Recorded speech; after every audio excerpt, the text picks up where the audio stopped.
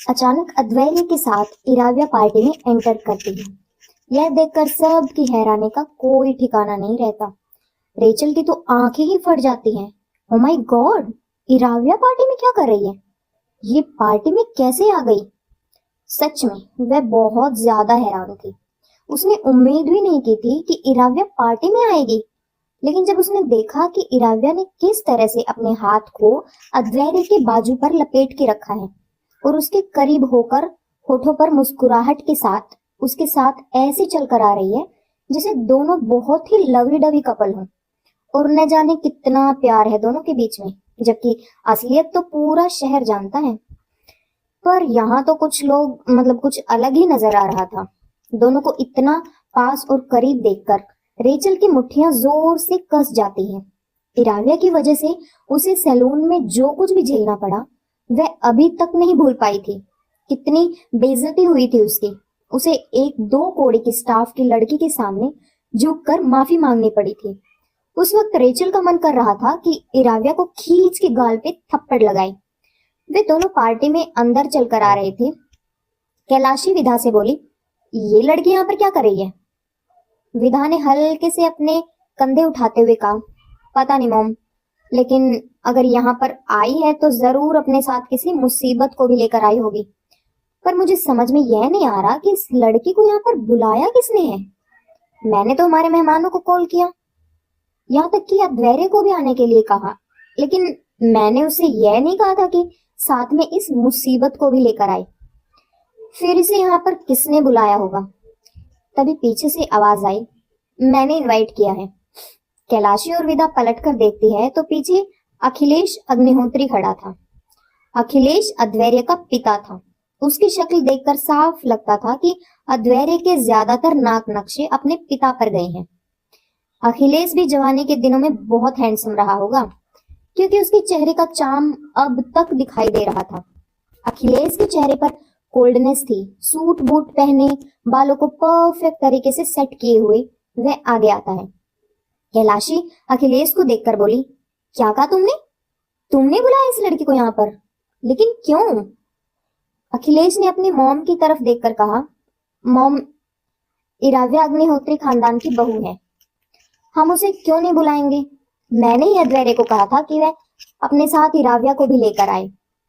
विदा इरिटेट होकर बोली, अखिलेश, तुम अच्छी तरह से जानते हो कि ये लड़की कैसी है, फिर भी तुम्हें इसको बुलाने की यहाँ पर क्या जरूरत थी? अखिलेश ने एक गहरी सांस लेकर कहा, विदा, बच्चों जैसी बातें मत करो। अगर पार्टी में अद्वैय अकेला आएगा तो शहर के लोग क्या सोचेंगे हमारे बारे में? इराव्या का उसके साथ होना बहुत जरूरी है, वो बीवी है उसकी। उसके बाद अद्वैय इराव्या के साथ वहां पर पहुंच जाता है। अद्वैय के साथ साथ विकराल भी चल रहा था। अद्वैय ने विकराल की तरफ देखा। विकराल ने तुरंत अपने हाथ में पकड़े हुए एक पैकेट को अद्वैय के हाथ में रख दिया। अद्वैय ने वो पैकेट कैलाशी देवी को देते हुए कहा, हैप्पी बर्थडे ग्रैंड मॉम। कैलाशी देवी ने गिफ्ट एक्सेप्ट करके कहा, थैंक यू माय चाइल्ड। उसके बाद अद्वैय हल्का सा आगे बढ़ता है और अपनी ग्रैंडमा को हल्के से हक कर लेता है। ग्रैंडमा के हल्के झुर्री वाले खूबसूरत ग्लोइंग चेहरे पर मुस्कुराहट आ जाती है। अद्वैय को देखकर रेचल के दिल की धड़कनें भी तेज हो जाती हैं। उसकी आंखों में अचानक से एक्साइटमेंट से भरी चमक आ जाती है। उसके बाद अद्वैय अपने मॉम डैड को भी गले लगाता है। तभी रेचल तुरंत कहती है, हाय आदि। अद्वैय एकदम से रेचल की तरफ देखता है। उसकी आंखें हल्की सी कड़क हो जाती हैं।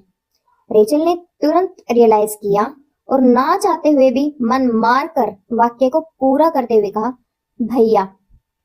अद्वैय ने हल्का सा सर हिलाकर कहा, मैंने सुना तुम्हें एलर्जी हो गई, are you all right? Doctor को दिखाया तुमने? अद्वैय की आवाज में कोल्डनेस जरा भी कम नहीं हुई थी, लेकिन उसके शब्दों में थोड़ी फिक्र जरूर नजर आई, जिसे देखकर रेचल मुस्कुराकर बोली, हाँ मैं अब ठीक हूँ, थोड़ी सी प्रॉब्लम हो रही है, लेकिन डॉक्टर ने कहा मैं जल्दी ठीक हो जाऊंगी। अद्वैय ने हल्का सा सर हिलाया। उसके बाद इराव्या आगे बढ़ी और कैलाशी देवी को जोर से गले लगाते हुए बोली, हैप्पी बर्थडे ग्रैंडमा। अचानक इराव्या की हरकत से सब लोगों की आंखें खुली की खुली रह गई। विधा, कैलाशी, अखिलेश, रेचल, सब हैरानी से इराविया को देख रहे थे। कैलाशी देवी तो बहुत ज्यादा ऑकवर्ड हो गई। मुस्कुराकर इराविया ने कस के कैलाशी देवी को गले से लगाया और बर्थडे विश किया। थोड़ी देर बाद हग ब्रेक करके उसने कैलाशी देवी के चेहरे को प्यार से अपने हाथों में पकड़ा और कहा, आई विश कि आपको एक लंबी सी लाइफ मिले, आप हमेशा हेल्दी रहो, खुश रहो और आपका ये खूबसूरत सा चेहरा खिला खिला रहे, इस पर कभी भी झुर्रियां ना पड़े। वैसे तो आप अब भी काफी यंग लगती हैं। अगर ग्रैंडपा आज होते तो आपके चेहरे का ग्लो देखकर फिर से आपके प्यार में पागल ही हो जाते। फिर वे धीरे से आकर बोली, आप मुझे जरूर बताना कि आपकी खूबसूरती का राज क्या है, जिसने ग्रैंडपा को इतने सालों तक आपके प्यार में कैद रखा। इराविया की ऐसी बोल्ड बातें सुनकर सब लोग चौंक जाते हैं। सबके मुंह खुले के खुले ही रह जाते हैं। कैलाशी देवी का चेहरा तो अजीब सी शर्म से लाल हो जाता है, पर वह बहुत ज्यादा ज्यादा ऑकवर्ड होकर अपनी नजरों को यहाँ वहां करती है। इराविया की हरकतें किसी के विश्वास के लायक नहीं थी। वह वाकई में बहुत अलग तरीके से बिहेव कर रही थी। पिछले जीवन में इराविया जब भी अद्वैर्य के परिवार वालों के सामने आई, उनके लिए कोई ना कोई नई मुसीबत खड़ी कर देती। कभी सीधे मुंह किसी से बात ना करना तो बहुत दूर की बात है, उसकी आवाज में हमेशा ही इंसल्ट झलकती थी। वह यहाँ पर किसी की बस जितना हो सके इंसल्ट ही करती थी, अपना गुस्सा फ्रस्ट्रेशन निकालती थी। लेकिन आज तो उसकी बातों में काफी अपनापन झलक रहा था। और ये हैरान कर देने वाली चीज थी, अखिलेश अपना गला साफ करता है और इस ऑकवर्डनेस को दूर करते हुए वह अद्वैर्य से कहता है, आदि हमारे कुछ पुराने इन्वेस्टर्स आए हैं, चलो मैं तुम्हें उनसे मिलवा देता हूँ। अद्वैर्य हल्का सा अपना सर हिलाकर कहता है, ठीक है। फिर दोनों वहां से चले जाते हैं। इराविया विदा को देखती है और फिर उसकी साड़ी को देखकर कहती है, oh my God mom, you are looking so hot. Iraviya का कॉम्प्लीमेंट सुनकर विदा की आंखें बड़ी हो जाती हैं। वह तुरंत कहती है, मैं जरा केक का अरेंजमेंट देख के आती हूँ, अभी तक आया या नहीं। यह बोलकर विदा वहां से चली जाती है। फिर इराविया की नजर रेचल पर पड़ती है, जो अजीब नजरों से उसे देख रही थी। उसकी आंखों में हैरानी, कंफ्यूजन साफ नजर आ रहा था। इराविया को रेचल के दिमाग की बातें साफ साफ सुनाई देने लगती है। ये बिच यहाँ पर क्या कर रही है और ये कैसी हरकतें कर रही है? मुझे तो लगा था कि आएगी ही नहीं, और आएगी तो जरूर गुस्से में आकर यहाँ पर कोई बवाल करेगी। ये कैसी हरकतें कर रही है? कितना अजीब है। क्या ये वही राव्या है? कहीं कोई और तो नहीं? सीक्रेटली राव्या के होठों पर मुस्कुराहट आ जाती है। तभी अचानक वहां पर किसी की आवाज सुनाई देती है, ग्रैंडमा। कैलाशी देवी, इराविया और रेचल जब उस डायरेक्शन में देखते हैं तो वहां पर एक बहुत ही खूबसूरत सी लड़की खड़ी हुई थी, जिसे एक प्यारा सा पर्पल कलर का गाउन पहना हुआ था, बालों का बन बनाया हुआ था, चेहरे पर हल्का सा मेकअप, गुलाबी होठ, काली आंखें और चेहरे पर नॉर्मल एक्सप्रेशन थे। वो रेचल की उम्र की ही लड़की थी। उस लड़की को देखते ही सीक्रेट तरीके से रेचल की आंखें कड़क हो जाती हैं, लेकिन इराविया की आंखें बड़ी हो जाती हैं। उसके दिल की धड़कनें जैसे कुछ सेकंड के लिए तेज हो जाती हैं। पियाली अग्निहोत्री, पियाली को देखकर धड़कनें तेज हो जाती हैं और अचानक ही उसकी आंखों के कोने से एक आंसू टपककर गिर जाता है। वह कभी नहीं भूल सकती थी कि पिछली जिंदगी में पिया के साथ कितना भयानक हादसा हुआ था और फिर उसकी मौत हो गई थी। पिया आगे आई, एक नजर इराविया पर डाली और फिर मुस्कुराकर कैलाशी देवी की तरफ देखकर कहा, wish you a very happy birthday. I am sorry, मुझे आपके लिए गिफ्ट लेने का मौका नहीं मिला। कैलाशी देवी कुछ सेकंड तक पिया को देखती है। उसके चेहरे पर कोई खास ज्यादा एक्साइटमेंट या नरमी नहीं थी, पर फिर भी उन्होंने नॉर्मली हल्का सा सर हिलाकर कहा, इट्स ओके, गिफ्ट की जरूरत नहीं है एंड थैंक यू। रेचल तुरंत चेहरे पर मुस्कुराहट के साथ पिया के पास आई, उसके कंधे पर हाथ रखकर बोली, Piya, you are looking so beautiful. Grandma, mom, dad सब तुम्हारे लिए वेट कर रहे थे। रेचल ने कैलाशी देवी की तरफ देखकर कहा, है ना ग्रैंडमा?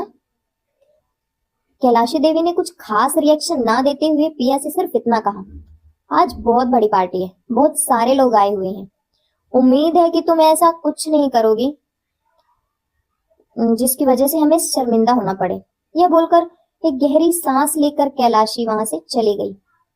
पिया चुपचाप अपनी जगह पर खड़ी हुई थी। रेचल ने इराव्या के वहां होने का फायदा उठाया और फिर थोड़ा सा बेचारा बनने का नाटक करते हुए पिया से बोली, ग्रैंडमा की बातों का बुरा मत मानना, वह तुमसे बहुत प्यार करती है, इसलिए तुम्हारी फिक्र करती है।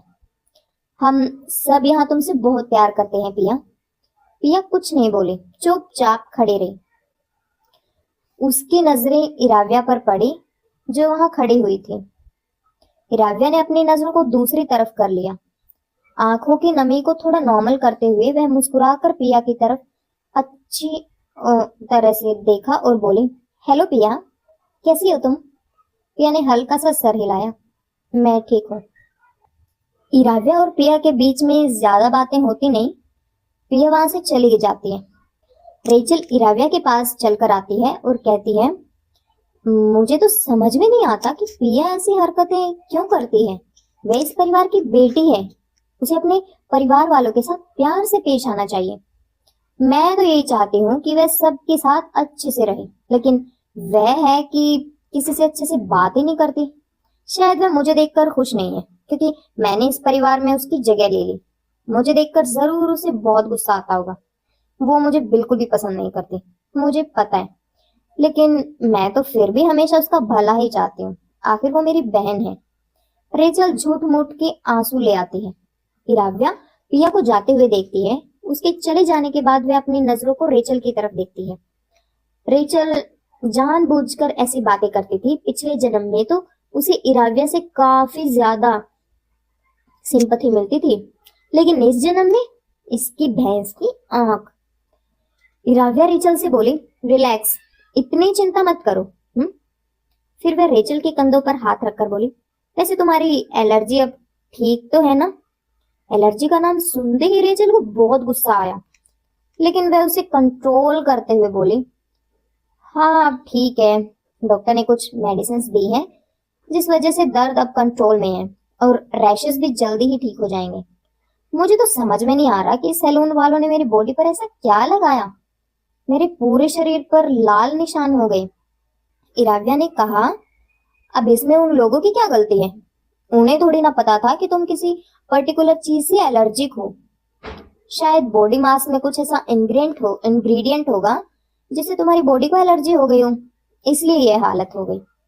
रेचल ने कहा, लेकिन यार मुझे तो किसी भी चीज से एलर्जी नहीं है। जरूर उनके प्रोडक्ट में कोई खराबी होगी। वह तो तुमने मुझे रोक दिया, वरना मैं उन लोगों पर केस करने वाली थी। उन्होंने मेरी पूरी स्किन को खराब कर दिया।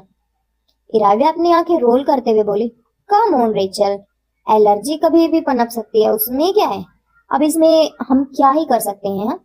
सेम प्रोडक्ट मेरी स्किन पर भी तो लगा था ना, मुझे तो कुछ भी नहीं हुआ। इसका मतलब तो यही है कि तुम्हारी स्किन में ही प्रॉब्लम है, तो जो तुम्हें वो प्रोडक्ट सूट नहीं किया। वैसे ये बात मानने वाली थी, सेम प्रोडक्ट इराव्या को भी लगा था, लेकिन उसे तो कुछ भी नहीं हुआ। हो सकता है कि रेचल की स्किन में ही प्रॉब्लम हो। एक गहरी सांस लेकर उसने कहा, खैर छोड़ो, मैं अपने लिए इतनी अच्छी ड्रेस सिलेक्ट की थी मैंने, लेकिन इस एलर्जी के चलते मैं उसे पहन ही नहीं पाई, इसलिए मुझे जो भी मिला वो पहनना पड़ा। वैसे तुम यहाँ पर क्या कर रही हो? मुझे लगा नहीं था कि तुम आओगी। हाँ, यह सुनकर इराव्या ने अपनी आईब्रोज को सिकोड़ते हुए कहा, क्यों? मैं यहाँ पर क्यों नहीं आ सकती? हाँ, रेचल ने थोड़ा awkward होते हुए कहा, नहीं बिल्कुल आ सकती हो। वैसे तुम कभी आधे के कहने पर यहाँ आती नहीं थी ना, बस इसलिए मुझे थोड़ा सा अजीब लगा।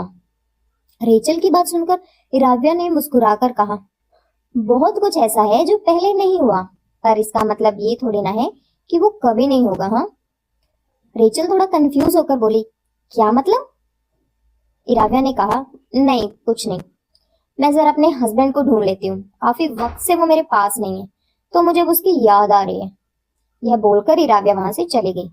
रेचल की मुट्ठियां जोर से कस गई और उसके चेहरे पर फ्रस्ट्रेशन से भरे भाव नजर आने लगे। थोड़ी देर अद्वैर्य को यहाँ वहां ढूंढने के बाद फाइनली उसकी नजर पड़ती है। अद्वैर्य थोड़ा एक साइड में खड़ा हुआ था, किसी से बात कर रहा था। अद्वैर्य की बैग को देखकर ही इराव्या पहचान गई थी। होठों पर मुस्कुराहट के साथ वो स्टाइलिश वॉक करते हुए अद्वैर्य के पास आई। उसके पास आकर उसने अद्वैर्य के कंधे पर हाथ रखकर कहा, बेबी। अद्वैर्य ने पलटकर देखा। इराव्या ने जैसे ही देखा कि अद्वैर्य वहां पर किसी के साथ खड़ा हुआ था, अचानक उसकी आंखों की चमक और होठों की मुस्कुराहट एकदम से गायब हो गई। अद्वैर्य के बिल्कुल सामने रुद्वान खड़ा हुआ था। रुद्वान बिजनेस सूट में था और काफी ज्यादा हैंडसम भी लग रहा था। वो और अद्वैर्य दोनों ही इस पार्टी में सबसे ज्यादा हैंडसम लग रहे थे। पर ऑफ कोर्स अद्वैर्य की बात तो अलग ही है। रुद्वान को वहां पर देखकर इराव्या की आंखों में हैरानी नजर आने लगी। रुद्वान के बगल में एक खूबसूरत सी लड़की खड़ी हुई थी, अहाना, जिसने एक बहुत प्यारी स्कर्ट पहनी थी। खुले बालों के साथ चेहरे पर चमक लिए हुए वह काफी ज्यादा खूबसूरत लग रही थी। रुद्वान के बगल में खड़े हुए वे बिल्कुल एक कपल की तरह लग रहे थे। अचानक उन दोनों को अपनी आंखों के सामने देखकर इराव्या के दिमाग में पिछले जीवन में जो कुछ भी हुआ वो सब कुछ घूम जाता है और उसकी आंखें खतरनाक तरीके से डार्क हो जाती हैं। हाथों की मुट्ठियां जोर से कस जाती हैं और उसका दिल कड़वाहट से भर जाता है। अद्वैर्य इराव्या की तरफ देख रहा था। इराव्या ने अद्वैर्य की तरफ देखा और नॉर्मल आवाज में कहा, सॉरी, मैंने तुम्हें डिस्टर्ब तो नहीं किया? अद्वैर्य ने जवाब दिया, नहीं, बस हम लोग ऐसे ही बातें कर रहे थे। अहाना तुरंत आगे आकर बोली, हाय इराव्या, कैसे हो तुम? What a pleasant surprise. हमने एक्सपेक्ट नहीं किया था कि तुम पार्टी में आओगी। हाँ। अहाना की बात सुनकर इराव्या अपने आईब्रोज को सिकोड़ते हुए बोली, यह मेरी फैमिली की पार्टी है और मैं यहाँ क्यों नहीं आऊंगी? और तुम मुझे सीधा मेरे नाम से कैसे बुला सकती हो? इट्स नॉट लाइक कि हम लोग बचपन के दोस्त हैं, हाँ, जहाँ तुम मुझसे इतना कैजुअल होकर बात कर सकती हो। कोई मामूली सेक्रेटरी जैसे मुझे मेरे पति के सामने मेरे नाम से एड्रेस करती है। This is insulting. अचानक इराव्या की बात सुनकर अहाना हैरान रह गई। इराव्या ने पहले उससे कभी इस तरीके से बात नहीं की थी। वे दोनों तो वाकई में दोस्त थे, फिर इराव्या को अचानक क्या हुआ? अहाना की नजर अद्वैर्य पर पड़ी, जो काफी ठंडी आंखों से उसे देख रहा था। अद्वैर्य अहाना से बोला, मेरी बीवी को प्रॉपर रिस्पेक्ट के साथ एड्रेस करो। Is that clear? वह कोई तुम्हारी फ्रेंड नहीं है जिससे तुम इतना कैजुअल होकर बोल रही हो। अहाना ने तुरंत माफी मांगते हुए कहा, आई एम सॉरी इराव्या मैम। इराव्या ने हल्का सा सर हिलाकर कहा, दैट्स बेटर। फिर उसकी नजर रुद्वान पर पड़ी, जो बिल्कुल अहाना के बगल में खड़ा था। उसकी आंख रुद्वान की तरफ पड़ी। ठीक है, उसकी आंखों में हल्की सी हैरानी नजर आ रही थी और चेहरे पर वही कोल्डनेस। वो इराव्या को देखे ही जा रहा था, लेकिन उसे इग्नोर करते हुए इराव्या ने अद्वैर्य की तरफ देखा और कहा, आदि, क्या हम कहीं चलकर बैठ सकते हैं? अद्वैर्य ने बस हल्का सा सर हिलाया। तभी अचानक उसका फोन बजने लगा। अद्वैर्य ने अपने कॉल को देखते हुए कहा, इम्पोर्टेंट कॉल है, मैं अभी आता हूँ। उसके बाद अद्वैर्य वहां से चला जाता है। इराव्या चुपचाप वहीं पर खड़ी रही। उसकी नजर रुद्वान और अहाना पर पड़ी। अहाना वैसे तो चेहरे पर मुस्कुराहट लिए हुए थी, लेकिन अभी अभी जो इंसल्ट इराव्या ने की थी उससे अंदर ही अंदर उसे बहुत गुस्सा भी आ रहा था और उस गुस्से की जलन को इराव्या महसूस कर सकती थी।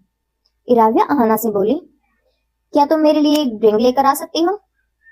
अचानक इराव्या की इस हरकत से अहाना हैरान हो गई। क्या ड्रिंक? और मैं? इराव्या ने अपनी आईब्रोज ऊपर उठाते हुए कहा, क्यों नहीं ला सकती? अहाना काफी ज्यादा हैरान थी कि इराव्या को अचानक हो क्या गया है। उसने तुरंत अपने कंपोजर को मेंटेन करते हुए हल्की सी मुस्कान के साथ कहा, ठीक है, मैं लेकर आती हूँ। यह बोलकर अहाना वहां से चली गई।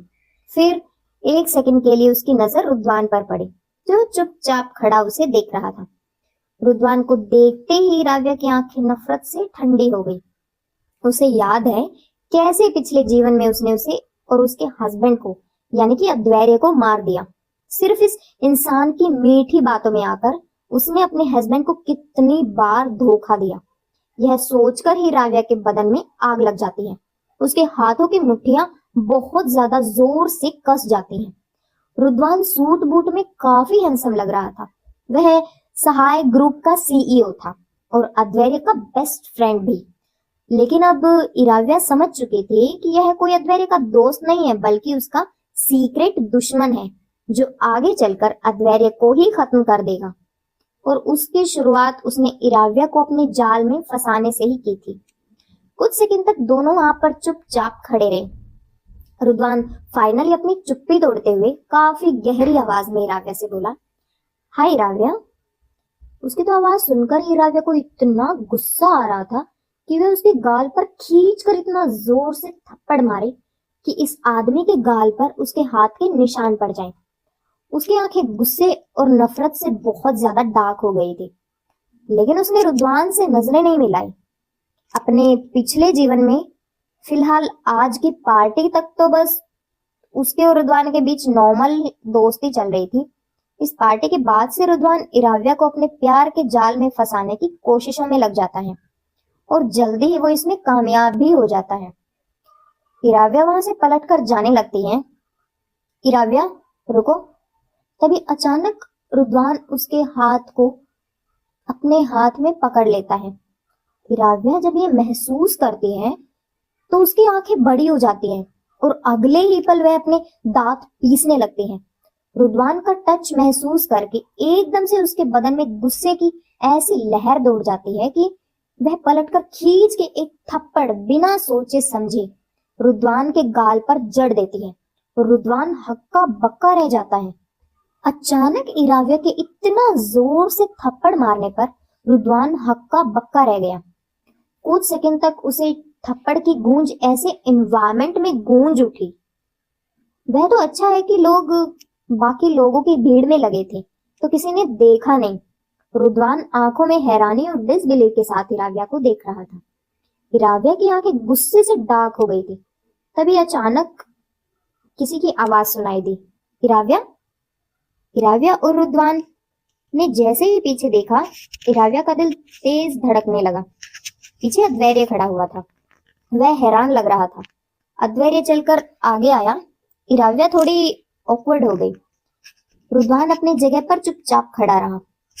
अद्वैर्य कंफ्यूजन में रुद्वान की तरफ देखता है और फिर इराव्या की तरफ देखकर कहता है, क्या हुआ? इराव्या को समझ नहीं आया कि वे क्या बोले।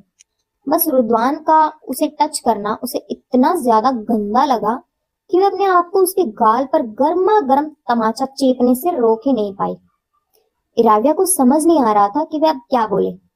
अद्वैर्य ने रुद्वान की तरफ देखकर थोड़ा सा अजीब नजरों से पूछा, व्हाट्स रॉन्ग? रुद्वान ने हल्की सी नॉर्मल आवाज में कहा, शायद इराव्या को कुछ गलतफहमी हो गई। मैंने उसका हाथ पकड़ा, इसलिए मैं बस उसे आगे जाने से रोकना चाहता था। उसने जमीन की तरफ इशारा किया। इराव्या और अद्वैर्य ने जब जमीन की तरफ देखा तो अद्वैर्य की आंखें भी सिकुड़ गई। कांच का टुकड़ा पड़ा हुआ था बिल्कुल इराव्या के पैरों के सामने। अगर वह 2 कदम भी आगे बढ़ती तो हो सकता है वो उसके पैर में चुभ जाता। अचानक कांच के उस टुकड़े को देखकर इराव्या कुछ नहीं बोली, लेकिन अद्वैर्य ने उसकी तरफ देखकर हल्की सी चिंता भरी आवाज में कहा, आर यू ऑलराइट? इराव्या ने बस हाँ में अपना सिर हिला दिया। अद्वैर्य ने रुद्वान की तरफ देखा और कहा, thank you and sorry for that. Rudwan ने हल्का सा सर हिलाकर कहा, इट्स ऑल राइट। तभी वहां पर अहाना आ जाती है, अपने हाथ में ड्रिंक का ग्लास लेकर।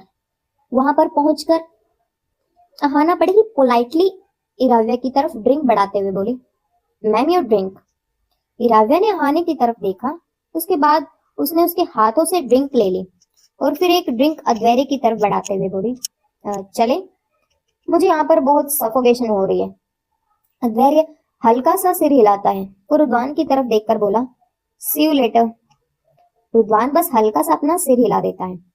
उसके बाद वो लोग वहां से चले जाते हैं, लेकिन रुद्वान खड़ा हुआ उन्हें देखता है। खासकर उसकी कोल्ड नजरें इराव्या के ऊपर ही रहती हैं, जिसमें कुछ अलग सी चमक नजर आ रही थी।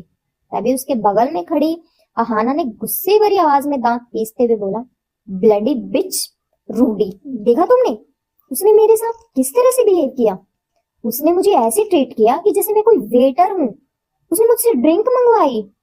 रुद्वान ने गहरी सांस लेकर बोला, इट्स ओके। अहाना रुद्वान की तरफ देखकर बोली, वह इतना अजीब क्यों बिहेव कर रही है? आई मीन ऐसा लग रहा है जैसे ये कोई और ही राव्या है। अजीब सा लग रहा है ना?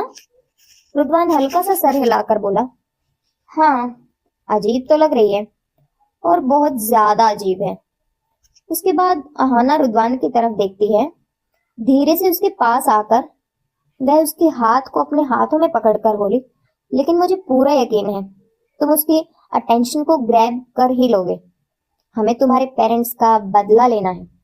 उसे तो तुम्हें अपने प्यार के जाल में फंसाना ही होगा, वरना हम लोग अद्वैर्य को कभी भी बर्बाद नहीं कर पाएंगे। ये सुनकर अद्वैर्य की आंखें बहुत ज्यादा ठंडी हो जाती हैं। एकदम से उसके आसपास का टेम्परेचर जैसे कुछ डिग्री तक नीचे गिर जाता है। उसके ऐसे डार्क एक्सप्रेशंस, कसी हुई मुट्ठियों को देखकर अहाना के होठों पर मुस्कुराहट आ जाती है। फिर वे धीरे से आगे आकर उसके कंधे पर अपना सर रख लेती है। We will destroy them baby. Iravya Advairya के साथ चलते हुए एक ऐसी जगह पर आती है जहां पर कुछ सिटिंग अरेंजमेंट किया हुआ था। बैठने के लिए जगह थी। दोनों एक सोफे के पास आते हैं। अद्वैर्य की बाहों में बाहें डालकर इराव्या उसके साथ सोफे पर बैठ जाती है। अद्वैर्य इराव्या की तरफ देखकर बोला, तुम कुछ ज्यादा ही मुझसे चिपक नहीं रही हो। पार्टी में सब लोग हमें ही घूर रहे हैं। इराव्या अपने आईब्रोज को ऊपर उठाकर बोली, क्यों, तुम्हें अनकंफर्टेबल लग रहा है क्या? या फिर तुम्हारी अपॉर्चुनिटी खत्म हो रही है कि दूसरी लड़कियां तुम्हें अप्रोच करें? कहीं अपनी बीवी से तुम्हारा मन तो नहीं भर गया? अद्वैर्य ने बहुत ही कोल्ड आंखों से इराव्या की तरफ देखा और कहा, दोबारा ये बात कभी मत बोलना। मुझे कोई दूसरी लड़की कभी अप्रोच नहीं कर सकती। ये हक सिर्फ तुम्हारा है और तुम्हारे अलावा किसी का नहीं। You are my wife. अचानक अद्वैर्य की ठंडी आवाज। लेकिन ये शब्द सुनकर इराव्या का हार्ट बीट स्किप करने लगता है। अद्वैर्य को देख देख उसके पेट में मानो तितलियां सी उड़ने लगती हैं। थोड़ा और करीब होकर वह अद्वैर्य के कंधे पर अपना सर रख लेती है। तभी उन्हें किसी की आवाज सुनाई देती है, भैया। अद्वैर्य पलट कर देखता है और इराव्या भी। वे दोनों देखते हैं कि पिया और जारा वहां पर खड़ी हुई थी। जारा पिया से कुछ साल छोटी थी। वह एक टॉमबॉय की तरह रहती थी। लड़कों की तरह कपड़े पहनना, बालों को हमेशा पोनीटेल में बांध कर रखना, जीन्स टॉप जो उसने इस वक्त भी पहन रखे थे, कलाई में लड़कों वाली घड़ी पहनना, नो मेकअप। लड़कियों वाले उसमें कोई भी गुण नहीं थे। हाँ, बस फिजिकल स्ट्रक्चर लड़कियों का जैसा था। बाकी उसके सारे गुण किसी लड़के की तरह ही थे। लेकिन अद्वैर्य अग्निहोत्री की दोनों बहनें बहुत ज्यादा खूबसूरत थी। अद्वैर्य और इराव्या सोफे से खड़े हो जाते हैं। वह दोनों चलकर उनके पास आती हैं।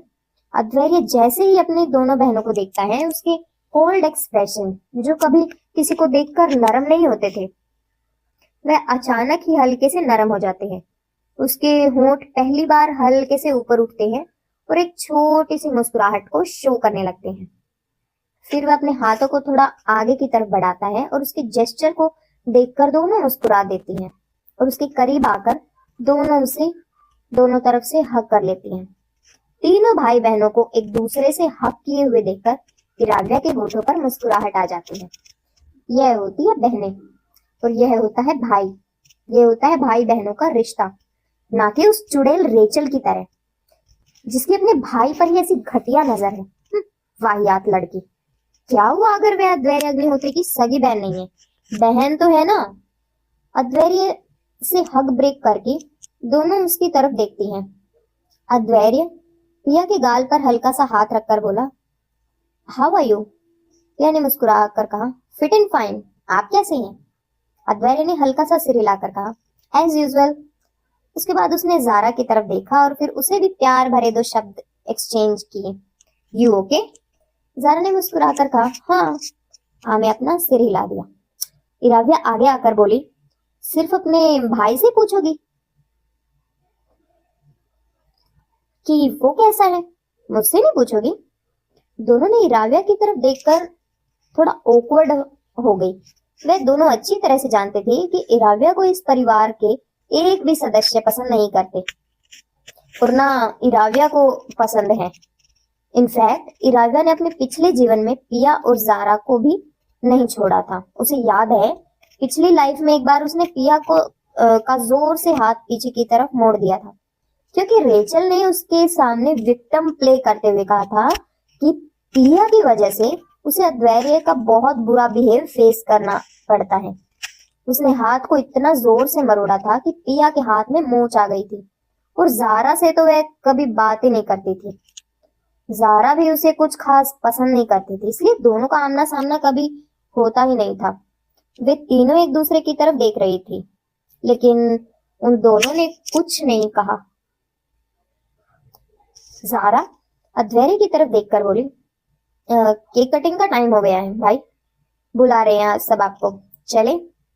अद्वैर्य ने हल्का सा अपना सर हिलाया और वह उनके साथ वहां से चला आया। इराविया ने गहरी सांस ली। अद्वैर्य जारा के साथ आगे बढ़ गया था, पीछे पिया जा रही थी कि तभी अचानक इराविया ने उसके हाथ को पकड़ लिया। पिया ने पलटकर देखा तो इराविया एकदम से आगे आई और उसने पिया को जोर से हक कर लिया। पिया को कुछ भी समझ में नहीं आया, वह हैरान और कंफ्यूज हो गई। इराविया ने कस के उसे अपनी बाहों में भर लिया। पिया बस हैरानी से खड़ी देखती रही। थोड़ी देर बाद उसने हक ब्रेक किया और फिर बोली, nice to see you again. Iraviya की बात सुनकर पिया की आंखों की कंफ्यूजन और ज्यादा बढ़ गई। उसके बाद इराविया वहां से चली आई। पिया कुछ देर वहीं पर खड़ी उसे देखती रही। इराविया का बिहेव सबके लिए बहुत ज्यादा अनयूजुअल था।